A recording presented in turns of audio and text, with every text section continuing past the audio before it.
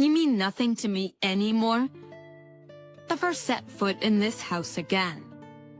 My father's harsh words echoed in my ears, supported by John, my soon-to-be husband. I left my family home in tears right after graduating from high school. My name is Ermi, and now, at 36, I am a farmer. It's been 18 years since I walked away from my family home. Except from this point on, the time I spend living my chosen life will surpass the time I spent in my family home. A thought that fills me with sentimentality. Our family home was in the city, with my father working in a corporate job and my mother as a stay-at-home mom. At Sunses, it was a family of 4, including my elder brother born a year ahead of me.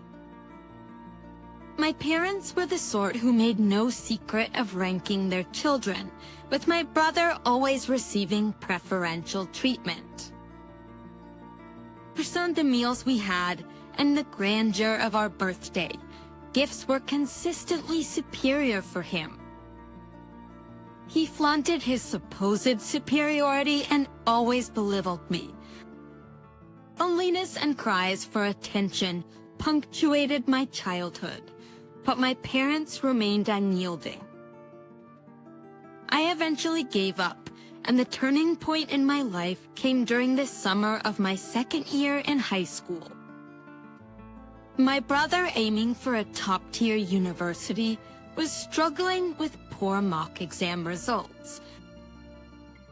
Frustrated, he vented his anger on me. And my parents, treating him with utmost care as if he were a fragile object, piled household chores on me, leaving no time for my studies. First, because I outperformed my brother academically, they attempted to lower my grades to boost his spirits. It made no sense.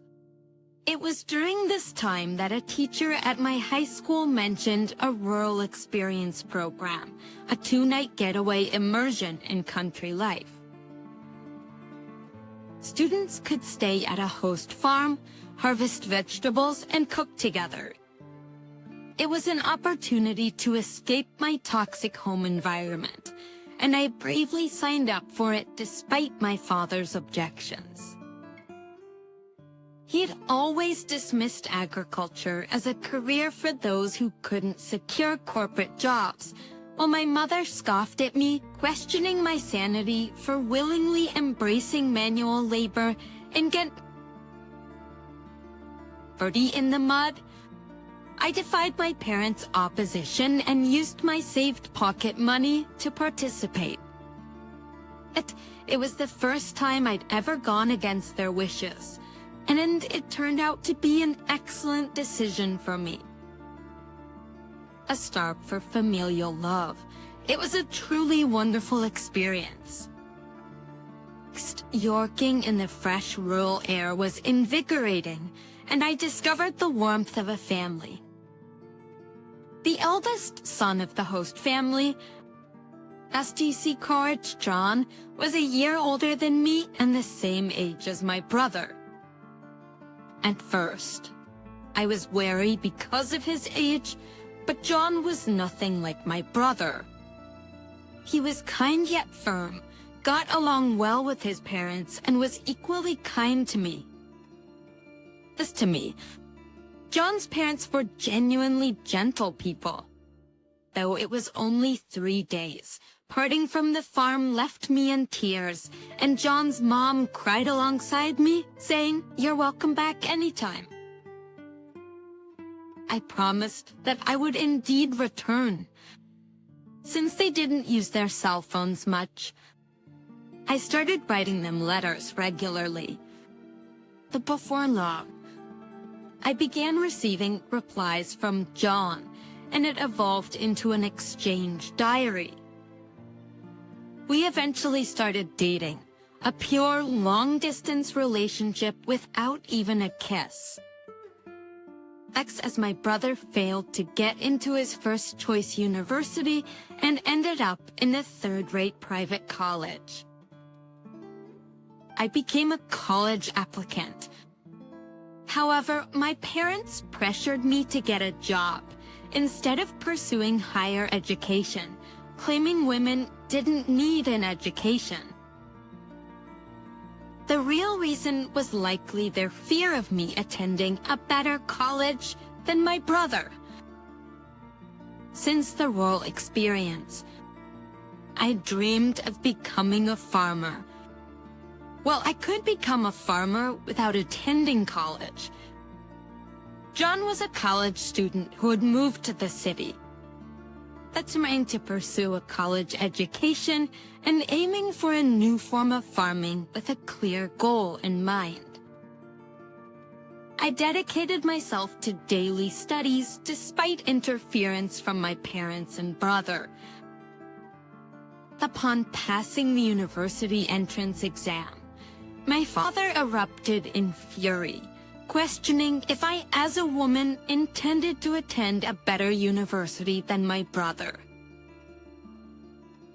My mother joined in, claiming they couldn't afford to support me because my brother needed the money. Devastated by their words and a massive argument, I chose to sever all ties with them. John, now my in-law's son, came to pick me up, and they generously supported my college expenses. This 4 years later, I married John, never contacting my parents or brother during my college years.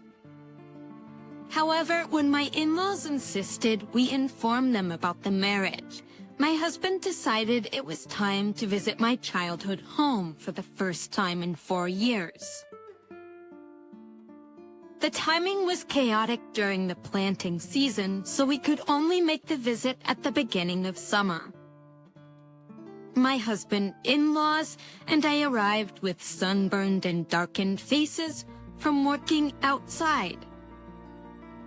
But to our dismay, my parents and brother openly ridiculed us upon our arrival. My mother, in a condescending tone, questioned our financial status, stating, "No offense, but how old are you exactly? You must be quite poor to be working until you're all dark like this." Feeling mortified, I pleaded with her to stop, but she ignored me. My brother smirked and taunted, belittling those engaged in physical labor. I turned pale as the gentle smiles on my in-laws' faces froze. My husband firmly declared, "With all due respect, we are proud to be farmers." My father condescendingly laughed, disowning me at 18 and stating, "Just to make it clear, you're a stranger to us now. You're marrying a poor farmer who has to sweat and work. Hard? We're going to treat you as if you don't exist. It'll be a problem if you come asking us for money. We don't want to see you anymore." Already disowned at 18. I knew I was on my own, even without explicit confirmation. Despite this, I tried to maintain courtesies. The sympathetic looks from my in-laws and John were difficult to bear. On the way home, I quietly wept and resolved to forget about my biological family. And passed, and 18 years flew by. The emotional wounds had thoroughly healed. I had given birth to 2 children, and my days were busy but fulfilling. Although I had virtually erased the memories of my parents and my brother, I was informed by a cousin that my brother was getting married. My cousin and I had always been close, occasionally meeting even after my marriage. At the wedding, my cousin said, however, I hadn't heard anything about the marriage plans of my parents or my brother. Well, since we're estranged, it's true that there's no way for me to know. I replied, I heard they are building a new duplex. I wonder if it's completed. Apparently, both my parents, my brother and his wife plan to move after the wedding. My cousin knew about the estrangement between my parents and me, that they seemed to think that I would attend weddings and funerals. After finishing the phone call with my cousin, I impulsively dialed my mother's cell phone number. However, I was met with an automated message saying, "This number is no longer in use."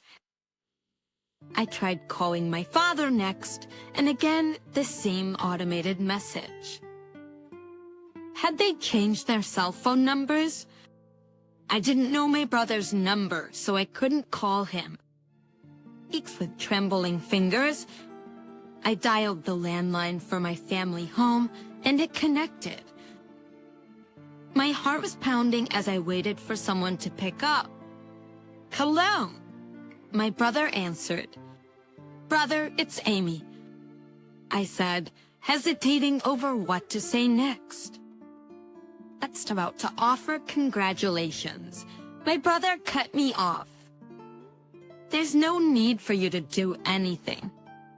You're a farmer or a stranger to me. Don't call me," he yelled and hung up the phone. I rushed to call him back, only to find that I was already blocked. This was harsh. No matter how much he hated me, we were still family, and it hurt to be rejected like this. Seeing my distress, my husband was concerned and gently asked, "What's wrong?" Did something happen? I couldn't hold back my tears any longer, and when I told him about the conversation, both my husband and my in-laws were as furious as if it had happened to them. "Your home is here. Amy, her family is with us." My mother-in-law reassured me. Her words moved me to tears, and I wished she was my real mom. She cared about me much more than my blood-related mother ever did. My father-in-law said, comforting me, "You're happy now. That's all that matters. No need to get hurt. The one who laughs is the winner," he added.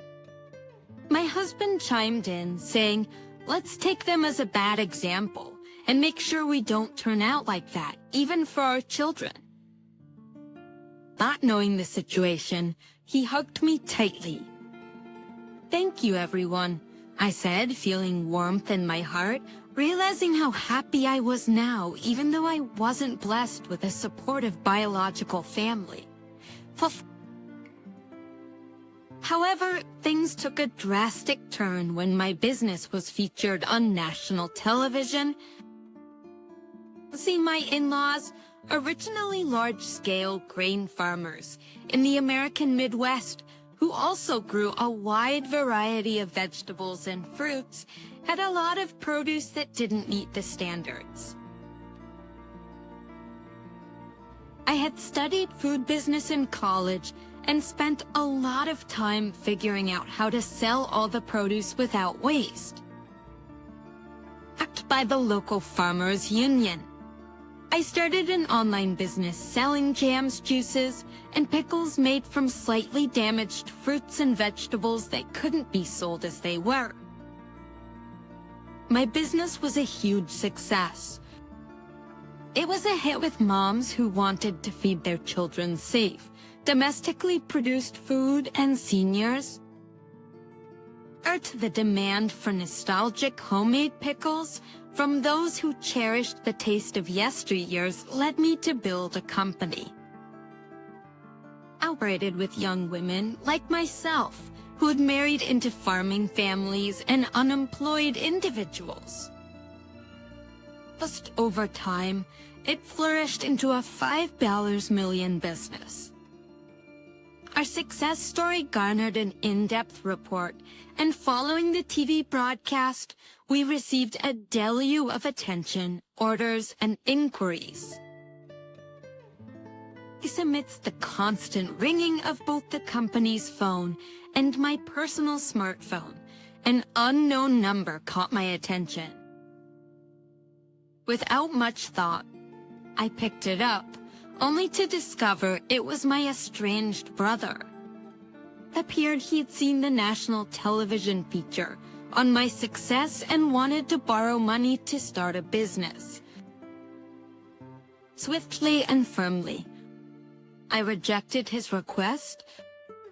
Undeterred, my brother persistently screamed over the phone, urging me to stop arguing and give him the money, asserting that if a woman like me could start a business and make money, he was bound to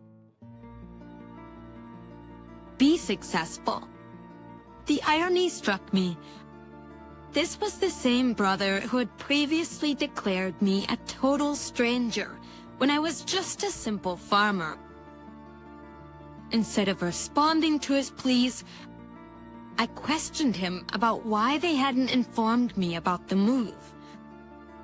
His surprising answer revealed that my brother's wife, a city girl, had influenced the decision to cut ties the moment my name was mentioned.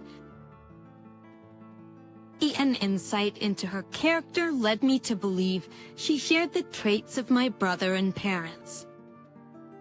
A few hours later, an unknown number called again, revealing itself as my father. He demanded an explanation for why I, a woman, was the boss and accused me of stealing a man's job. I clarified that both John and my father-in-law were integral to the farming business, and it was only natural. Though somewhat convinced, my father questioned why I hadn't contacted them. I reminded him that he had disowned me, promptly hanging up and blocking his number. 8 moments later, my mother called demanding money, stating that I was making $500 million a year and should send funds home. I explained that the business generated $500 million in total revenue. After covering expenses and employee salaries, leaving little left over, my mother accused me of lying, showing no embarrassment in persistently demanding money. Firmly, I asserted that I wouldn't send money to strangers, whether I had it or not, then hung up and blocked her number. I thought that would be the end of it, but I was mistaken. My parents, my brother and his wife, whom I had never seen before, showed up uninvited at my in-laws' house. My father announced, "Hey, Emmy, want to hear the surprise? I'm revoking the disownment." Their desperation for money was astounding. Even my mother-in-law couldn't hide her disbelief and asked, "What on earth is going on with you people?" The discomfort was evident, and my father-in-law and mother-in-law glared at my parents in silence. Even the employees had gathered, staring at my parents with astonishment. It was clear that my brother was not welcome either, but he retorted, "The real blood connections are us. We have the right to share the money you earn too." Vacation, the woman who seemed to be my brother's wife, nodded in agreement with his words. I was seething. "I don't think so. Or even though we share a blood connection, there was no emotional connection at all. You treated me like a stranger and abandoned me." The emotional scars from being abandoned by my biological family resurfaced, and I was on the verge of tears once again. Just then, my husband John came and stood beside me. "Hutchins, Emmy is now a part of our family. even without you disowning her.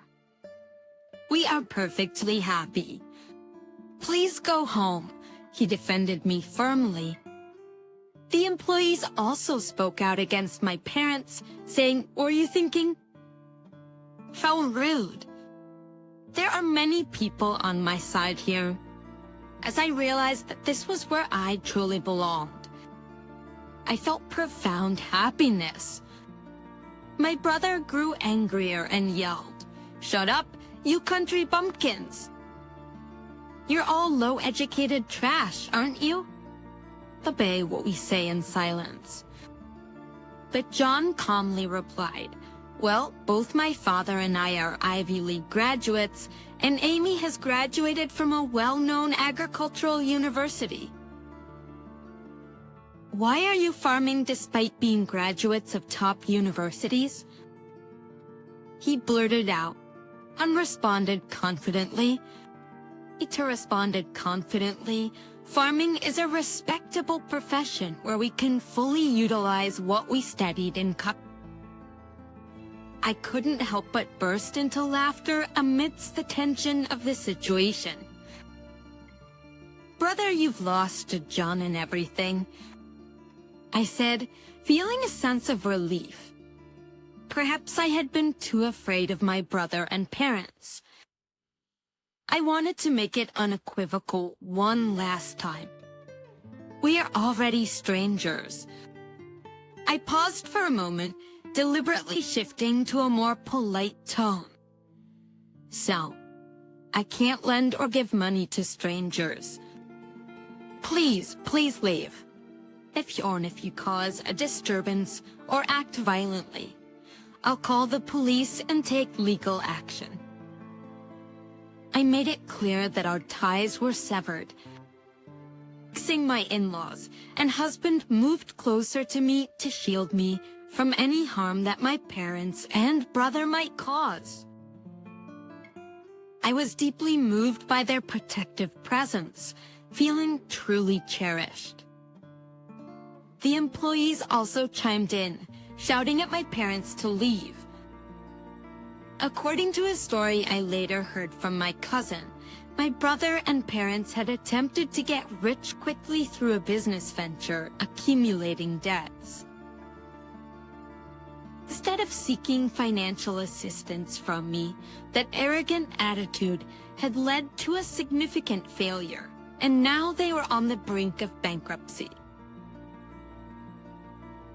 However, I had no intention of getting involved anymore. For me, my work was thriving, and I was surrounded by a true family, including respectable in-laws, a loving husband, and adorable children. I treasured every day, savoring the joy of life. In the aftermath of the tense confrontation with my estranged family, life continued to unfold in remarkable ways. I found solace and happiness in the warmth of my in-laws and my husband John, who stood by my side unwaveringly. The unwavering support of my new family proved to be the greatest treasure I could have asked for. My business continued to thrive, and I expanded it even further, working alongside my dedicated team. The success of our venture allowed us to explore new opportunities and make a positive impact on the community. We continued to provide high-quality, sustainable and affordable products to our customers, and our business became a beacon of hope for those who believed in the power of hard work and resilience. The love and support I received from my husband, John, were an endless source of strength and inspiration. We cherished every moment raising our wonderful children in a nurturing environment filled with love and respect. The bonds between us grew stronger each day, and our home was filled with laughter and joy. For time, After I rekindled relationships with my extended family, including my cousin, who had reached out to me. We forged deep connections based on trust, mutual respect, and shared values, a testament to the fact that family goes beyond blood is built on love, understanding, and shared experiences. Sections. As for my estranged family, they continued to face their own challenges and consequences. I wished them well from a distance, but remained steadfast in my decision to focus on my own path. That the scars of the past were no longer an open wound, but a reminder of the strength and resilience I had discovered within myself. In the end, my story was one of triumph over adversity, of finding love and belonging in unexpected places, and of building a life based on my own values and aspirations. It was a testament to the power of choice and the incredible capacity of the human spirit to endure and thrive in the face of challenges. But the passage of time, my business continued to flourish and evolved into a community-focused enterprise. We started supporting local farmers and artisans, expanding our product range to showcase the talents of our region. Our commitment to sustainable practices, along with our dedication to quality, gained us a loyal customer base. This connection with our community allowed us to give back in various ways, from supporting local charities to hosting events that celebrated our shared values. As our children grew, we instilled in them the importance of hard work, empathy, and resilience. They witnessed firsthand the importance of family, not solely defined by blood, but by love and shared experiences. Thus, our home became a sanctuary for their growth and development, fostering an environment where they felt loved, nurtured, and encouraged to pursue their dreams. The support from my in-laws remained unwavering. They were not just in-laws. They were the family I had chosen, and I couldn't be more grateful for their love and acceptance. Like my mother-in-law, in particular, became a cherished friend and confidant, offering her wisdom and guidance as I navigated life's challenges. Meanwhile, my cousin and I continued to build a strong and lasting bond. Our regular interactions allowed us to strengthen our connection, and we often found ourselves sharing life's joys and challenges. This relationship was a testament to the enduring power of chosen family, where genuine love and understanding prevail. In the broader scope of life, I found solace in my decision to leave the past behind. While my estranged family faced their own trials, I focused on the present and the future. My husband, my children, and the people who surrounded me were my pillars of strength, reminding me that a loving, supportive family can be found in unexpected places. My story serves as a reminder that family is not solely defined by blood ties. It is a connection born from love, shared values, and mutual respect. I come a long way from being disowned by my biological family, and the journey had made me stronger, more resilient. Resilient and deeply appreciative of the true meaning of family, and the love that can be found in the most unexpected places.